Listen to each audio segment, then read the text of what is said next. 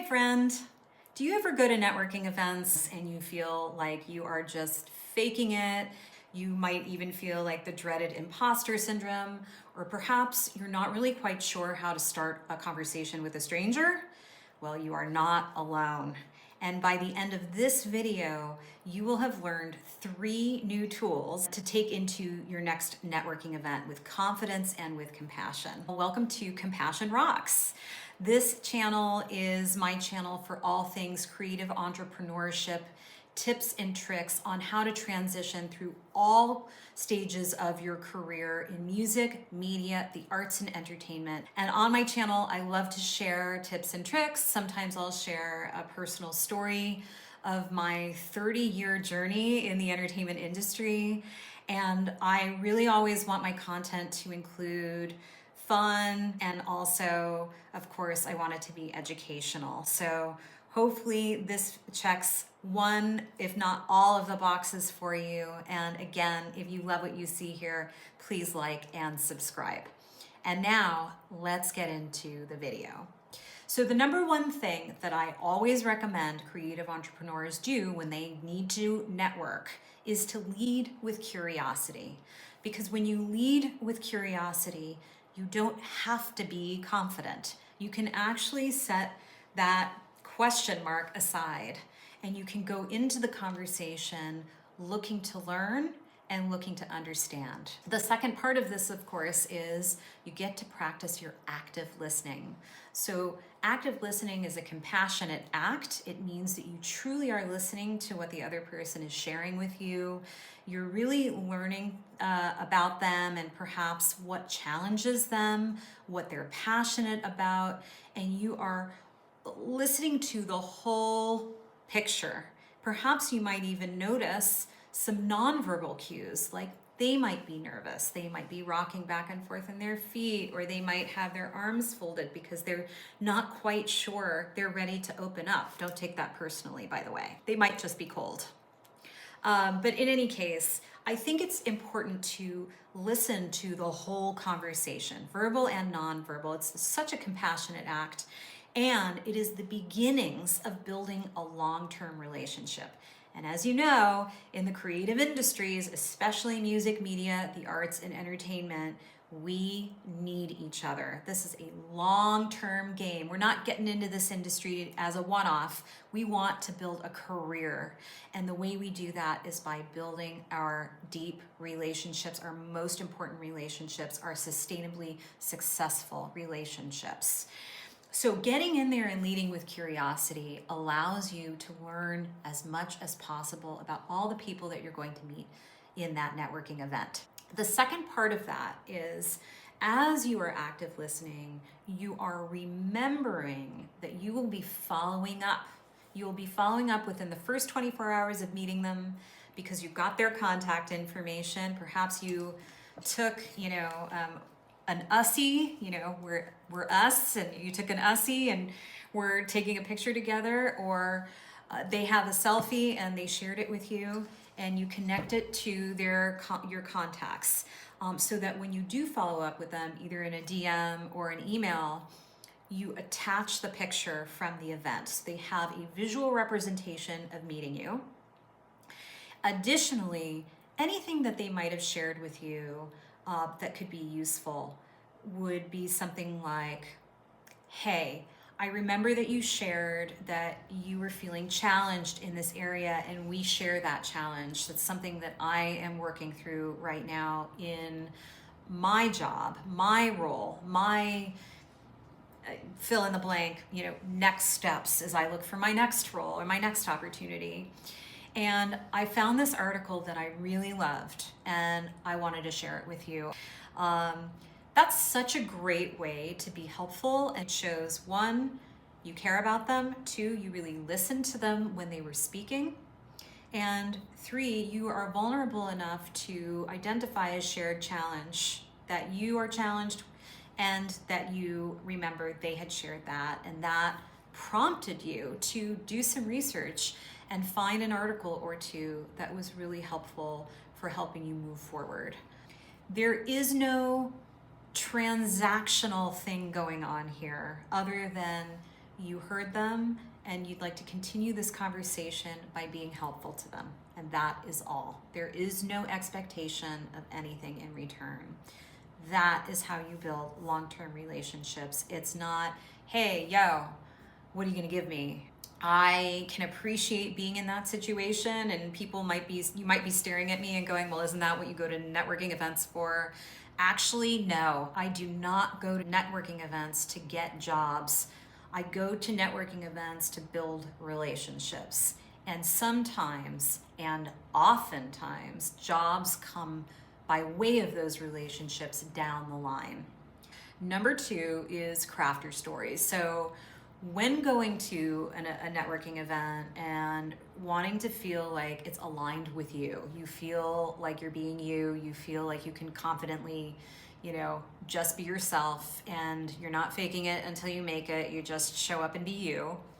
If you have your story, your personal story, crafted in a soundbite, it's a quick story, it's engaging, it is magnetic, so you're drawing people to you. One of the things that you want to do when you're feeling like you might have a little imposter syndrome creeping up is, first of all, you want to admit to yourself, that's totally normal. Just normalize it. It's okay that you're feeling that way. And the story that you're telling yourself is probably not totally true, if true at all. I've experienced imposter syndrome personally, and it creeps up when the story that I'm telling myself is, oh, the other people in the room deserve to take up so much more space than I do because they probably know so much more. Okay, but they don't know about you and your story. So just try to recenter it and reframe it in a way where you're like, okay, it's normal to have these feelings of imposter syndrome, and at the same time, try to keep it on task of, yeah, but they don't know me, right? This is an opportunity for me to share about my passion. When you do this, it sort of helps reframe how you can feel more confident, and that will help others feel more confident in you. So you're bridging the gap. It's very meta, but you're bridging the gap. What I'd love for you to do in today's episode is to craft your own 2-minute story. Say who you are and where you were when the thing happened that triggered your passion or triggered something really interesting or fascinating. Please keep it on point and relative to the industry. Read the room. Keep it relevant. For example, in 2005, I went to a book reading in San Francisco. Chuck D, the frontman for Public Enemy, was speaking at this event, and I went there for one reason, and that was to meet Chuck. At the end of the book reading, there was it was like an upsell opportunity. There was a ticketed meet and greet in a back private room, and there was a long line of people with their tickets to get into that event. I had not bought that ticket, and so I waited until the line went down and dissipated, and the moment he was free, I walked straight up to Chuck with my hand extended and said, "Hi, I'm LJ, and it's so nice to meet you." I run a boutique booking agency. I help up-and-coming artists, and I help them tour locally, regionally, and nationally. And I didn't know that this would happen. I had no expectations. I just thought that he would probably say, "LJ, it's nice to meet you." But instead he said, "LJ, it's nice to meet you, and this is interesting timing because I'm actually looking for a new agent for our Slam Jams label." And I asked him some curious questions. I led with curiosity, even though deep down inside I was sweating bullets. I was so nervous,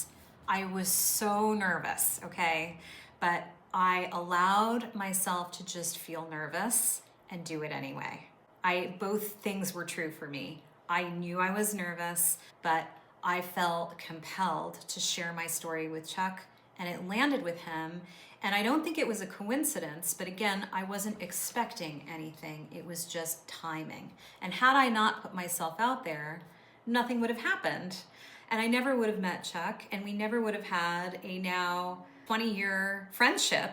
I'm telling you this story because this was a story of me doing something that I was really scared to do. I was alone at that event. I didn't go with anyone. I was kind of a nobody. I owned a boutique booking agency and I was a performing artist, and I had a lot of passion and I had a lot of grit, but I was very uncomfortable. I was very nervous and very uncomfortable, and I did it anyway. And I can't tell you how glad and happy I am still to this day for doing that. Those types of actions, telling your personal story and allowing it to land with the other person, and also practicing self-compassion quietly. So again, admitting that you're feeling nervous, admitting that you're feeling awkward and uncomfortable, and still staying open to the possibilities is such a beautiful act of compassion, and it models self-compassion to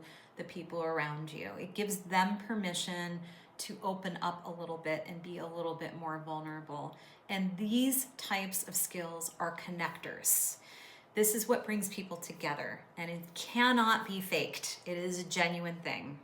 People can try and fake it, but you can sense it when somebody's being fake. Just pay attention. Pay attention to your insides. Pay attention to your environment, and let that coexist when you are crafting and telling your story. Finally, I kind of touched on this earlier in number 1, which is to find common ground. We like to belong. We are humans and we like to belong. We are tribes people, and so finding common passions or common challenges, it's not just useful, it's memorable, and it helps us start to build an overarching picture of who we might work with down the line. We want to be aligned in some way with the people that we work with. I can shift my perspective into finding common ground and using that to be a connector. I have people in my network who would love to work on a project like this. I think that they would be really aligned, and I'd love to introduce you.